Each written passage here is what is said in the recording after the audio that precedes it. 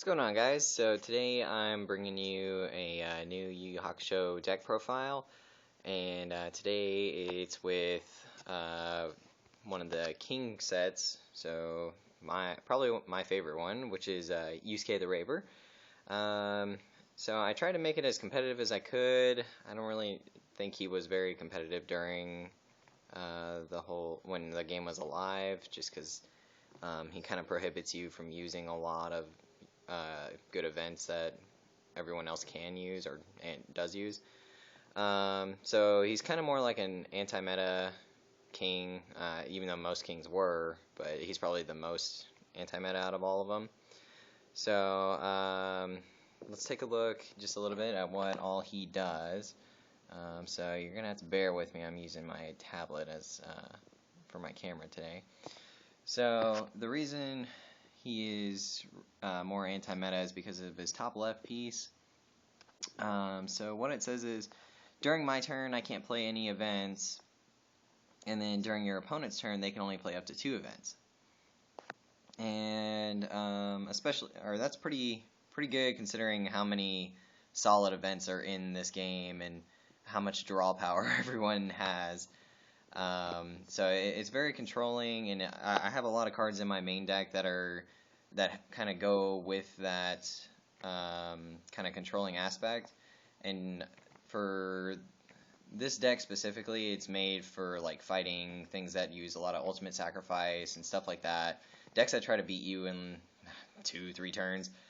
And it's really good against like the Kurama FTK, because not only is he a king, but you can only really use like 2 events every turn, and that's without anything else that I may be like countering with halts and stuff. So and then moving on to the right side, he has his 1 cost attack for, well, it's 4,000 base and then an extra 2,000 because the Ryzen team bonus, which is amazing. So all your team leaders, and kings are considered to be team leaders, get 2,000 attack and 2,000 defense. So all of his attacks are instantly plus 2,000, and then his defense he's freaking monstrous at sitting at 9,000, and makes it really hard for power strikes and overwhelming kill decks to reach him, especially when you have like a blue seal on him. You can give him another 2,000 with the Rikui Kai team bonus, or just some of the items you can put on him makes it really hard to be hurt for more than 1 damage. And then going down, for that attack, when I was playing with it, it's not one that I really like to use, because I don't really like to discard all my my items and stuff on them. There is the option to always discard Yukina's Tears, but I kind of am going with the more using his spirit attack, because I have a lot of spirit gain in here. And you'll see, I don't have them in here just yet because I'm waiting to get them, but I have a set of Orb of Bast that I'm going to get this coming Monday. And I plan on putting probably about 2 of them in here. And I'll probably say which one our cards I'll take out for it. But I just don't ever really want to discard my items like that unless I am going for... The only time I probably will use it is if I'm about to knock out one of their fighters, just to kind of give myself more attack boost throughout, and I know I'm going to have to discard my items anyway. And then, so going on down, these are the 2 main attacks that I like to use. The Stomp is pretty good against anything that mills, and I can go ahead and tell you right now, the things that will crush this deck is probably mill, especially the Urameshi Puppet mill deck, because I can't really stop any of their effects, as far as, or all their mill and draw effects, so it's not very good against that, I don't think. And Makuro mill would be pretty hard to deal with. And then, I don't know, the other problem with this deck is fighting against other kings can be pretty hard, especially against a Ryzen king. I could see that being a really tough match, because Ryzen can use events and everything like that, and he can get there over the defense that Yusuke has, and plus Ryzen has the same bonus, so that can be pretty tough to deal with. And then the spirit attack that I really like, you pay 5 and it does 12,000 with the bonus, and then whatever items I have on it. So it can get up there pretty fast. I have a lot of the alliance items in this deck, so I can definitely do 2 points of damage for most of my attacks, because I can get up to 16,000 easy. So unless they're rocking over 8,000 defense, it's gonna be I should be able to swing for 2,000 each turn.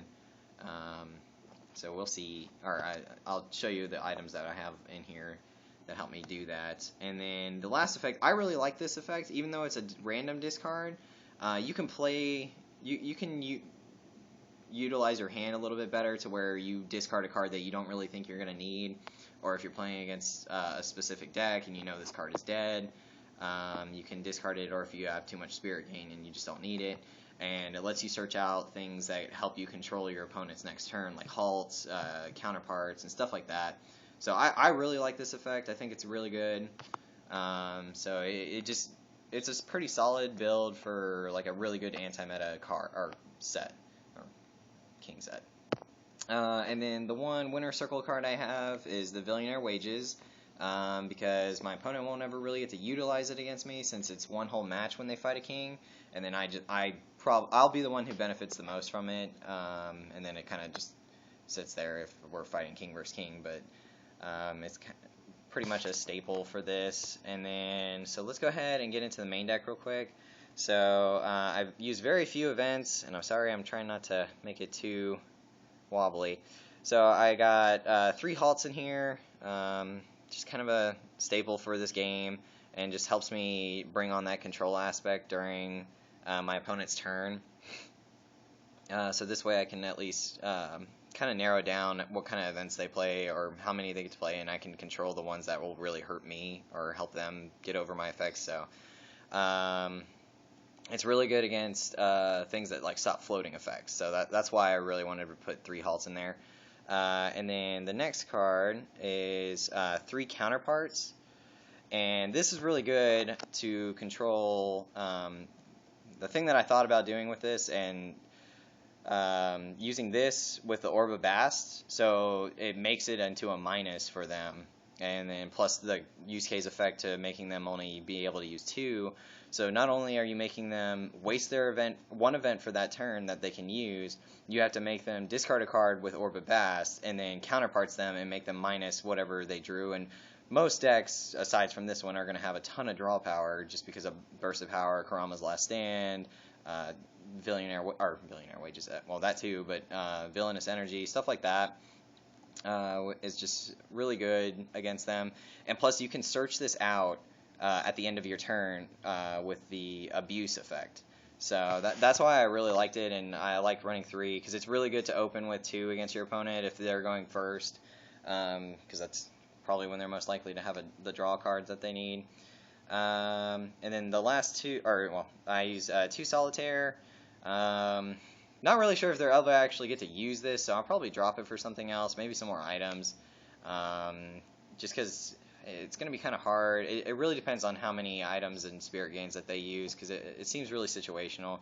If they have somehow managed to play 2 events and 2 items, I guess I can just end their turn that way, but I don't know. We'll see.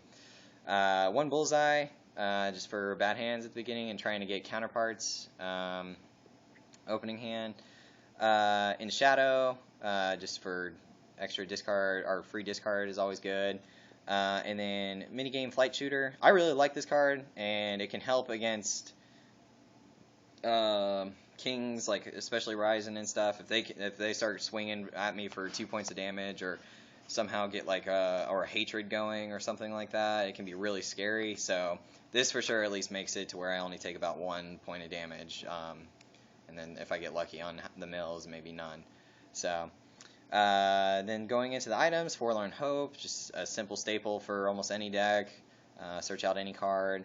Yusuke's Altar, just because there is not a lot of draw power since I don't have any real events that I can use. So I went with this. Yukina's Tears. I'm running 1 just because I don't really get to discard I don't really use that other effect too much, so I don't know how I feel about this card. I have to play against someone really to see how it goes. Malefic Grenade, because it's awesome. Spirit Gain for 3 demon energy scanners, more spirit gain, 3 Sakyo sliders, and then like the staple for almost any king is the walking stick. Just kind of makes your character do some or gain some serious attack. And then this is probably one of the best staples for all kings is the blue seal, and that lets me gain a team symbol, which helps me. And as soon as I gain that, I gain the team bonus. So what I have, I just kind of like, well, just take all the teams and our team symbols, and I can choose which one I need to use at that time. A lot of times I really like to use the Team Saint Beast one just to get an extra draw. But again, yeah, it's really situational. I mean, if you want to do more control, you can do this. If you're wanting to gain a little bit more spirit, and if your deck's kind of thinning out, you can start using the Urameshi one and kind of use Stomp and then shuffle or put 4 back on the bottom of your deck, gain more defense or do more attack. So the blue seals open up a lot of just a lot of ways of handling situations. So it gives you options. And then for more attack gain, I have the double-bladed knives. Now, I'm pretty sure all kings are heroes and villains, so I think this was going to gain the 4,000. For some reason, like the Ryzen and the Yomi one, I believe, have like the blue and red dots, but I cannot find them on any of the Exile ones, and I may just be stupid and missing it, but I do not see any blue or red dots to show that this is whether a villain or a hero or just a hero and a villain. But I'm pretty sure I remember seeing that they were both hero villains. So, and then same goes for the Quenmatron. What is this? 5,000. So it's a really good card. It gives you 2,500 defense and an extra 2,000 attack. This is assuming that they're rogue character or both characters. And then the last items that I use are tasty beverages. It's just discard to heal during your draw step. This is probably what I'll drop for the Orb of Bast once I get them in here. But they can be pretty useful, especially if you go like a Forlorn Hope, and then next turn you get to gain your life back for using it. So it's basically a free Forlorn Hope. And it also just makes the king a little bit more tough to deal with against for your opponent. So I don't know. There's two. It's this between this and techniques that I have in here, and then I have going into the techniques. I have Scattershot, which is awesome because my defenses can be much higher, especially plus the Ryzen team bonus. And if I have a Coinmetron 5,000 on them, it goes up to like what is that? 11,500 defense. So usually I'll be able to use the Scattershot and take a quick win. For more spirit gain, we have 3 meditation, and then 3 energy release. And then this is the other card that I'm debating on what I'm going to do with. And then we have 2 chokeholds. I really like this card. It makes it to where my opponent only does 1 damage to me. So it's very useful against like other kings and stuff like that. But it also kind of limits me because I can't really use Defile if I'm trying to stall against someone. So it kind of, I don't know, it has its moments, so it depends on what I'm fighting against and what kind of decks I play against. So I've considered taking the tasty beverages out for the Orb of Vast, so I'm trying to figure that out. And then I can also think about dropping the solitaires and putting in acceptable losses instead, just because I think I'm going to do that. That seems a lot better. But yeah, so that's the king deck for today. I kind of threw it together, so I'm welcome to any concern or critiques or anything on it. There may be cards that there are probably cards that I missed that can go in this deck, and I just wasn't paying attention. Other things that I've considered putting in here is just some techniques that reduce the cost of my attacks, just because 4 for this is a lot. And since you don't have a lot of draw power, it can be really hard. That's why I was going with using the spirit attack against everyone, since there is very little draw. So it can deplete your hand pretty fast.